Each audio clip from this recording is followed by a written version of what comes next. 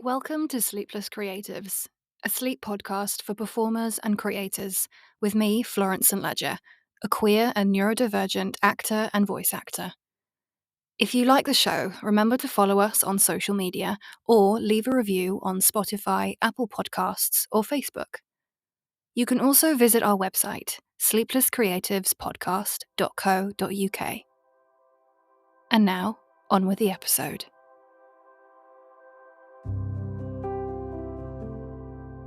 Hello, creators, and welcome back. And welcome to this month's guest reader episode. Our guest reader today is Abby Atkinson. Abby is an actor and also a fellow podcaster. Her podcast is called Don't Let Dave Win. It's centered on well-being in the arts industry and how if we just give that critical inner voice that we have a name, like Dave, then it becomes easier to handle.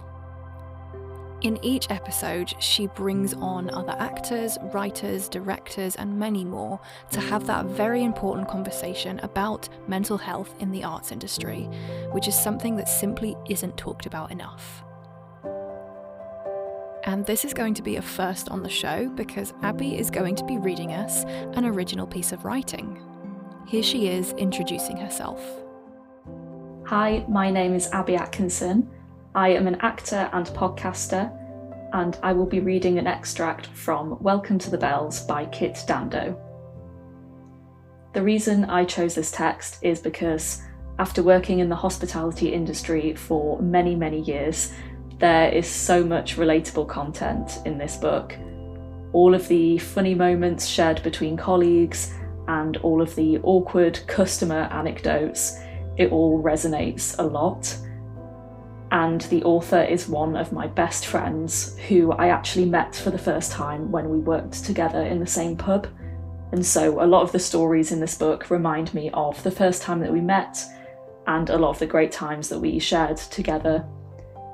And I am so incredibly proud of her. This is her first published book, first of many, and it is incredible. It is so funny, it is so heartwarming, and it is a piece that is very close to my heart. You can follow Abby on social media and find out more about her podcast by clicking the links in the description. So, take a minute to get cozy and comfortable, and then drift off.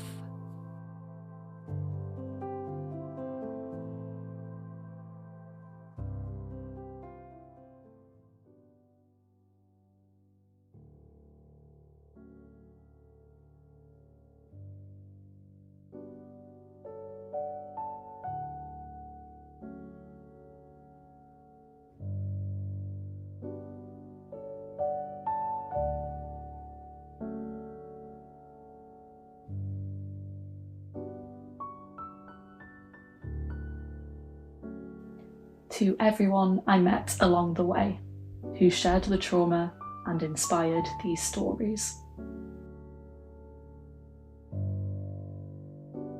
Welcome to the Bells, Volume 1. Hospitality is making your guests feel at home, even when you wish they were. How can I help you? An unnaturally happy woman with an iPad in hand approached Josh as he stood uncomfortably at the pub door. He wiped his clammy hand on the trousers his mum had ironed, ready for a handshake. I'm Josh. I spoke to Josie about a trial shift.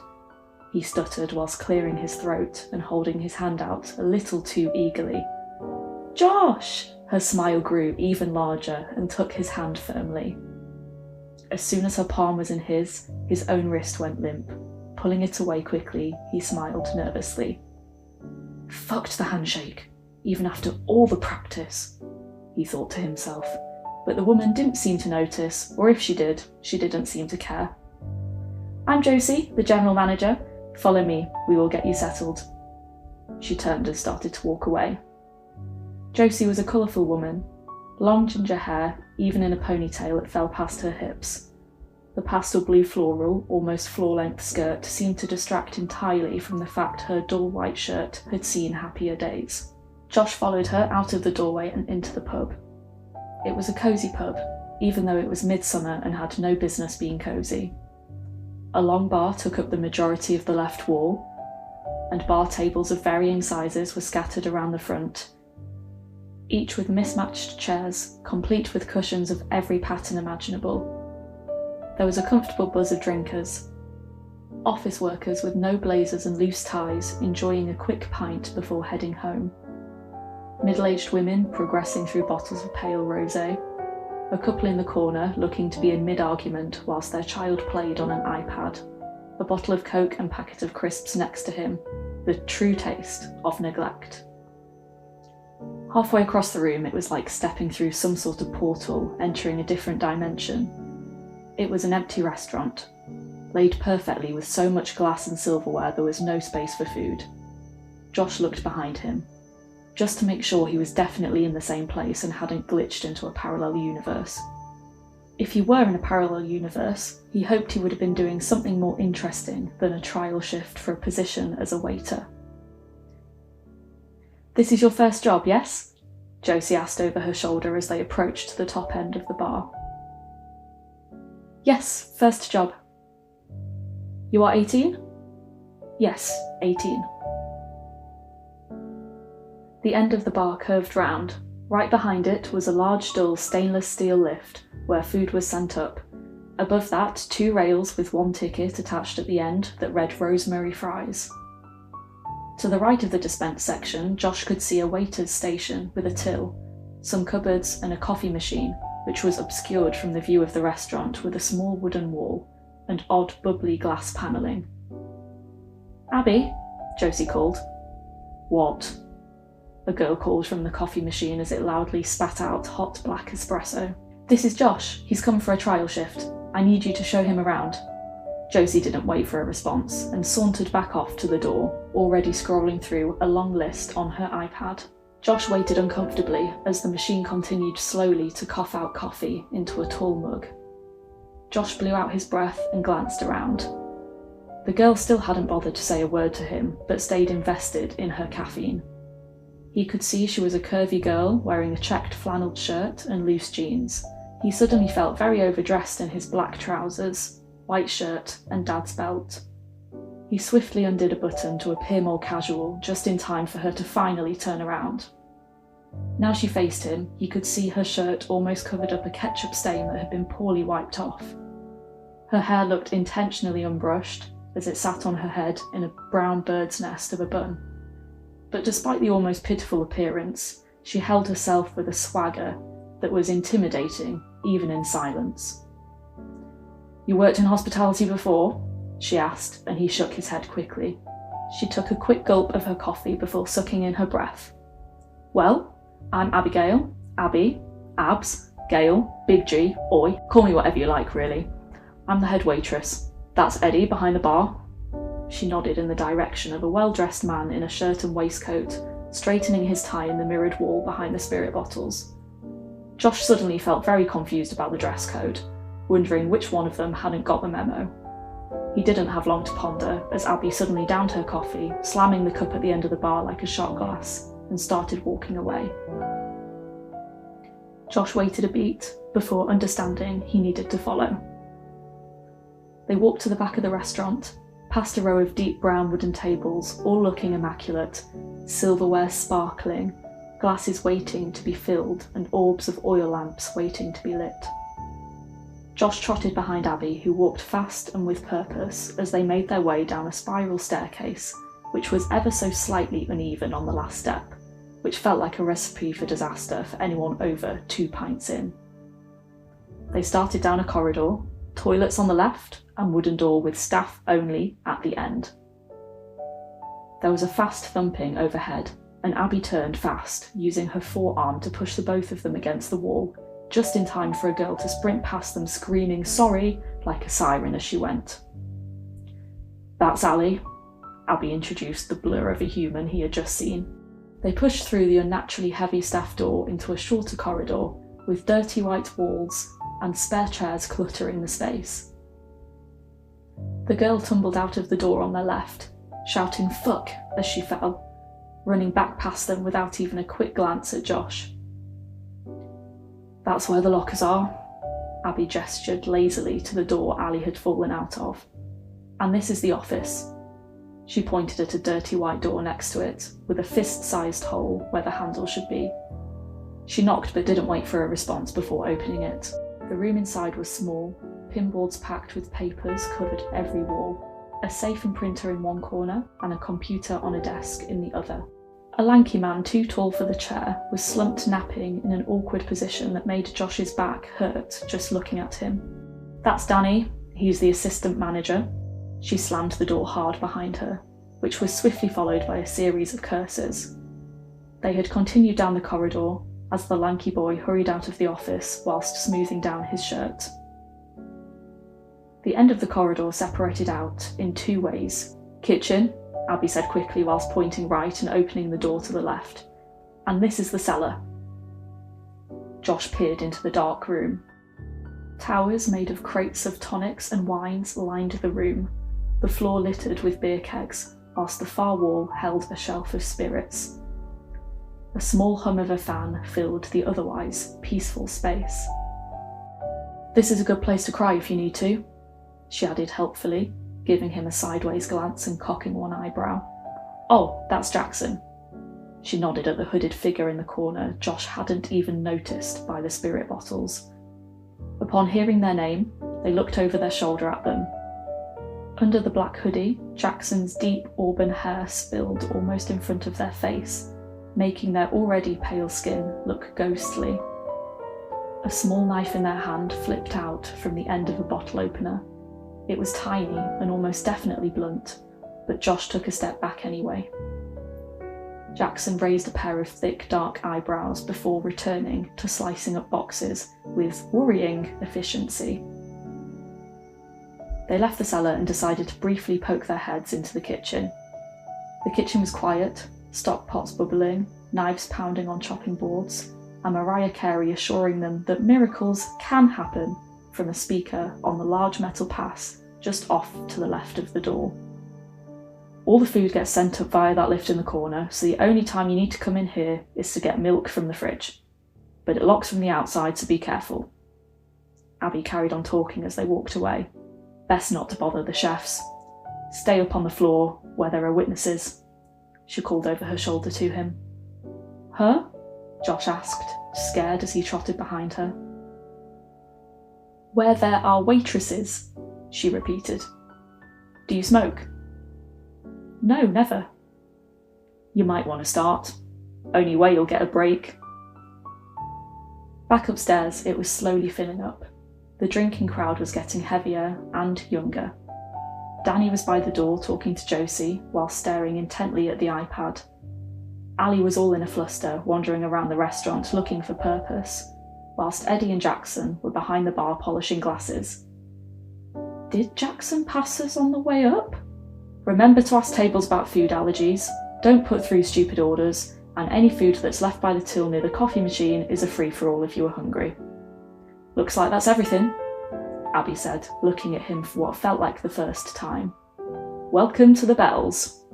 Josh hardly had a moment to take it all in before a large chef pushed past him on a warpath for the end of the bar. Everyone quickly gathered, and Josh took it as a cue to do the same. "Okay, briefing time." The chef spoke quickly. He was tall and completely bald. His chin was shadowed by wisps of a beard trying to push through. His eyes were a soft blue, and his lashes were long, which made it hard to guess his age. His chef whites were a little too white, but as he handed out the thick card menus still warm from the printer, Josh could see his hands littered with healing cuts. "Menu hasn't changed much.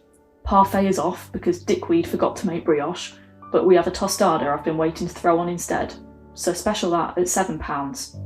It's yellowtail tostada. Who the fuck are you?"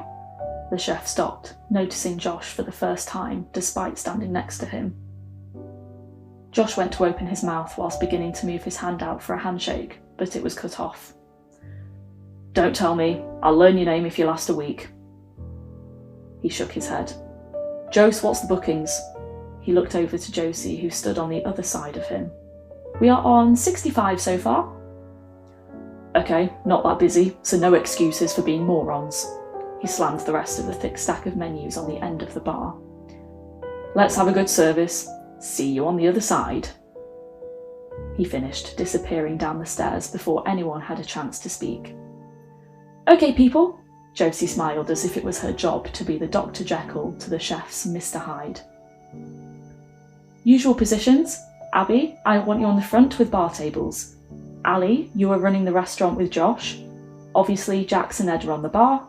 Dan, you are on food dispense, and I will be on the door. Josie nodded to everyone before strolling back off to more important things. Ali hurried after her. Didn't catch a word of that. Danny shrugged at Abby. He was very tall, perhaps only an inch taller than the chef, which Josh was sure must have been a frustration for the chef. Danny also seemed to have received a different dress code to the rest of them, with grey jeans, the ends of which hardly skimmed his ankles, and multicoloured shirt with a geometric pattern. Josh couldn't decide if it was jazzy or offensive. 60-odd bookings, no parfait. Abby yawned while scratching her scalp, causing a couple more strands of her hair to escape her bun. I am hanging so far out my arse, Danny groaned, running his hand through his blonde hair, slightly matted with product. Bloody baby. How are you upright? Somewhere between 6 to 10 shots of espresso. I lost count. Abby shrugged casually. Jesus, you are gonna die young. He laughed whilst walking around the other side of the bar to his battle station in front of the lift. In doing so, and finally noticing Josh. Sorry, mate. He suddenly plastered on a grin. I'm Danny. I'm Josh. He smiled back, a large, forced smile. Stop, you look like a psycho. Then his face fell a little too fast, and he panicked, trying to find a not creepy middle ground of a smile. Is there something I can do? I'd say your best bet is to speak to Ali. You'll be working with her. Danny smiled kindly. His light blue eyes were comforting. Josh nodded before scurrying away, out of earshot. I'd give him a week. Generous, Abby huffed. I wouldn't give him till the end of the night. Well, as Emily Dickinson said, hope is a thing with feathers, Danny recited, watching Josh walk into a table. What's that supposed to mean? Fuck me if I know. Ali was tapping away at the till on the far side of the restaurant when Josh approached.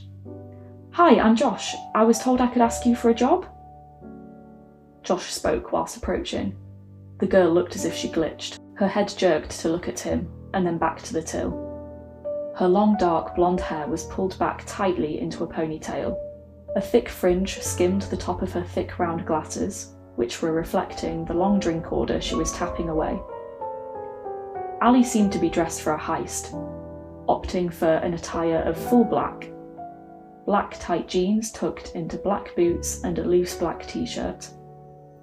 Not much to do until bookings arrive, she muttered, going back to whispering under her breath as if muttering some sort of incantation. Josh watched her for a moment before speaking again. Are you okay? He asked sincerely, and Ali let out a small laugh as if he had just asked if the earth were round. Yes. No. But yes, I have my dissertation due next week and I can't even. That's funny, can't even, because it's on can't. Love that for me. She laughed to herself, flicking her hair out of her eyes. And I'm working all weekend, which is good, but also, I don't know, but no, I mean, yes, I'm fine.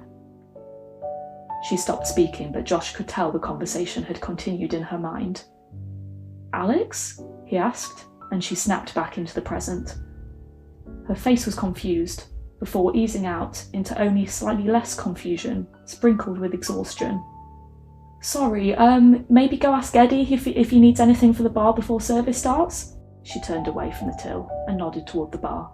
Thank you, Josh mumbled while slowly heading to the bar. He felt like a pinball being bounced around with no direction, just waiting for the slope he was on to inevitably push him into an abyss. He approached the bar apprehensively. Jackson's eyes seemed to follow him as he got closer, but they didn't make a move past polishing the glasses. The bar was huge, taking up a large portion of the left wall. Just before the end of it was a silver door within the wall, where Josh could make an educated guess where the food came up. Trailing off from that was the waitress station. Just before the food lift was a doorway through which Josh could see a small room with a dishwasher and a collection of different coloured bins. The view in front of him was spectacular. The lower half of the back wall was taken up by a large mirror which reflected the entire restaurant. The top half was filled with shelves at uneven heights. Each shelf promoted a different alcohol: fancy gins, whiskies, and vodkas. The top shelf was stacked with impressive magnums of red wine. Each display was linked with vines and flowers trailing, falling, and flowing down, just touching the tips of the spirits lined up precisely in front of the mirror. Josh caught his reflection for a moment. His curly brown hair was already flicking down in front of his right eye, his pale complexion already looking clammy with nerves. The bartender, Eddie, looked as if he had also walked into the wrong building. He wore almost a three-piece suit, crisp white shirt with a burgundy waistcoat and matching tie. His dark black hair was neatly combed to one side. I'm Josh. I'm new and looking for something to help with." Josh tried to sound confident, but he already hated the sound of his own voice and name. Eddie turned around and looked at him with raised eyebrows, then over to Jackson, who shrugged before his eyes rested back with Josh. He looked intelligent, in his early 30s, and already fed up with the newbie in front of him. "Can I help?" Josh pushed for an answer. "Parlo inglese ma non lo farò, ma questo è davvero un grande scherzo." "Of course," Josh sighed. "È un'idea di Danny, scusate." He carried on. Josh picked up the name Danny and nodded quickly before running back to Danny, who was still at the end of the bar. "What can I do?" Josh felt exhausted just at the prospect of finding something to do. "Well, you've got a table in your section, so maybe start with that." He nodded at two people sitting at the far end of the restaurant. Josh turned to see two middle-aged women already sipping gin. He turned back to Danny, who was holding out a couple of menus with a cheeky grin slapped on his face. "My section?" he asked. His stomach felt like stone butterflies were causing havoc inside it. "I'm not sure." "As Selena Godden said, courage is a muscle." Danny grinned again. "They won't bite." He turned away before Josh could glean any more support from his new colleague. Josh cautiously approached the table and forced a smile. "Hi, I'm Josh and I'll be your server today." He started placing menus down. "Shouldn't have given a name. They'll know exactly who to name in the review when it all goes wrong. We have run out of parfait, but have a tostada on special today." "Well done, Josh. You remembered the briefing. You'll get on the good side of the chefs. Good start." "Can I get you some water?" "This is easy. Just smile and wave. Just smile and wave." The lady smiled and looked up at him. "What is tostada?" He gulped. "Bollocks."